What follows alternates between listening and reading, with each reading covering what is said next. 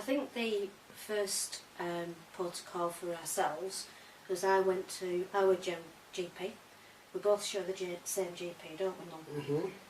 And I went along and I was concerned over my mum's memory condition. And I asked the GP what was the best way to move forward. I'd heard all sorts of things about tests, but I thought if I sought the GP's advice, then at least we could go in the right direction. So it took up a bit of courage to speak to Mum about it, because it's not an easy topic to bring up, is it? I never bothered. I just thought it was normal. Yeah, so I asked Mum, I said if she'd come with me to the GP so we could be referred onto the memory clinic to have the test. And the way in which I positioned it to her, I said, you're always reckoning you're brainier than me, so come and have the test, and if you pass, then now's your chance for proving it, didn't we? So we broke it that way, and we made a bit of a joke about it. Yeah, because I thought it was... and then we went to the GP, didn't we? I thought it was like an outing for me, a change. I can't say I was, at that time, you weren't bothered, had a problem. No. I didn't think I'd got a problem. Because I thought, I'm not like everybody else, they've all got a problem in here. To myself I said that. And so I felt I was going on a journey that was going to have a good laugh. Which it turned out to be that way, didn't it? Yeah. So we went to the GP. GP then referred us on to memory services. And we took it from there. The next thing when the doctor referred us, it was one of the things which shocked us, I think, was how quick the referral. Because I think it was days. And then they came here, didn't they? And we had the first appointment. We had them tested, didn't we? They asked all them questions. Yeah. Remember that? Quite a few people came. Everyone was good, explaining to us. I think the best out of us all was Jeanette helping us, really. And, I'm a bit where it was now. But it was good because I think one of the things, certainly for both of us, when you start on this journey, it's quite hard, isn't it? Yeah, but I thought there was nothing wrong. But it makes you realise that there is help. And I think all the way through, what was really nice, from our point of view, we didn't know what the condition was. We knew something was wrong, didn't we? But I think the team was really helpful in the sense of they've experienced this before, so it helped us along that way for make them decisions, but without making any judgment calls on us. I think, and also the information that they provided all the way through, it empowered us to make them decisions as well, didn't it? Yeah. And we felt always in control of what was happening to you. We just didn't know of how our emotions were happening. And I think all the groups, whether it be a reading group or them... Oh yeah, before the reading group we had loads and loads of fun, didn't we? Oh yeah. And I think what's nice when we went, because then obviously I was able to go with my mum, because I think the other thing you've got, my mum needs to understand the condition, but I need to understand it as well to help mum stay as independent and get all the tips and advice. And I think it made us come together on it, didn't it, on a Friday. We went, we laughed. We cried. Yeah, we did a lot. We had fun. And we shared a lot of good experiences. But I think at the end of it... I think I grew up a little bit because I thought everything was... I didn't think it was normal. I don't think it was going to work. I thought nothing was happening. I still was in that little place of thinking, oh, I'm just going along helping her.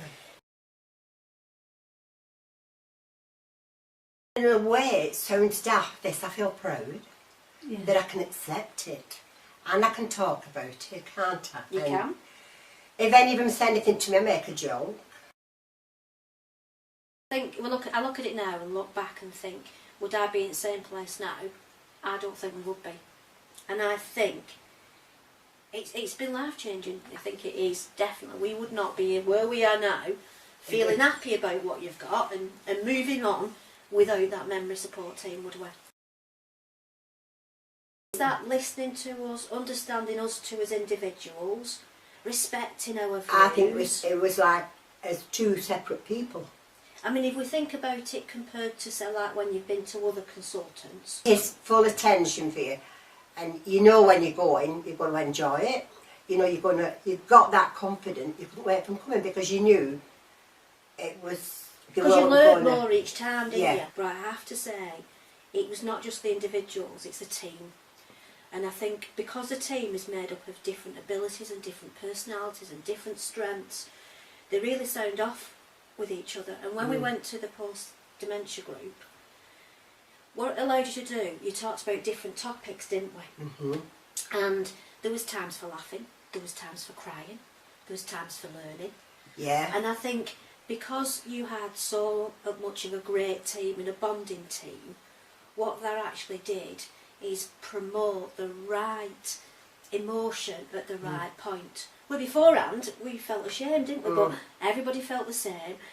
And as a team, both from the carers, but from, the, if you like, the people with the diagnostics and the carers, we all bonded as me and my mum, but we bonded as a group. And each week you couldn't wait for go and see And when we somebody first went else. for weeks, you never knew who was the carer and who was the... Yeah, that's true one with actually. it. That's true. Doreen rang my mum to say, hi, I'm Doreen from Dementia Group, and Mum said, who are you? Yeah, no, she didn't. She did. She said, I'm Doreen. Yeah, and so you put the phone down and told me that the woman called Doreen had been mothering you. Yeah, but she didn't tell me she had dementia. She told me the second time. So then we had to ring Doreen back, and Doreen didn't know who you were. So we had a really confused two people. But we've got routines with diaries, haven't we? No. Yeah. And we've got routines with tablets. And all sorts of bits of routines that the group's helped us with, hasn't it? It has made a difference to our life. Just a line to say thank you for all that you said. Though I'm getting forgetful, I still look red at the head. When I was diagnosed with dementia, I didn't know what to say. I became confused and scared until you showed me the way. Jeanette is like a rock who drives the team for more. But I will always remember a modern stripy floor. I got used to my arthritis, to my dentures I'm resigned. I can manage my deafness, but God I miss my mind. Julie is so warm and caring. This hippocampus she did trace, but I will always remember her makeup and pretty face. Sometimes I can't remember when I stand at the front door if I must go out for something or open to someone I don't know. Camilla is a true professional, presenting her top 10 tips, but I will always remember a royal aid to bits. I get angry and annoyed. My poor mind is filled with doubt. I can't remember why all my emotions come out. Andrew is the man of the team, very welcoming when you're new, but I will always remember he made my first brew. This time of year it soon gets dark, curlers and hairnet on my head. I don't know if I'm retiring or just getting out of bed. Beth coaches our emotions and we all turn to jelly. But I will always remember a little baby belly. Memory services are simply great. A very special find. I will miss Friday afternoons if it doesn't slip my mind.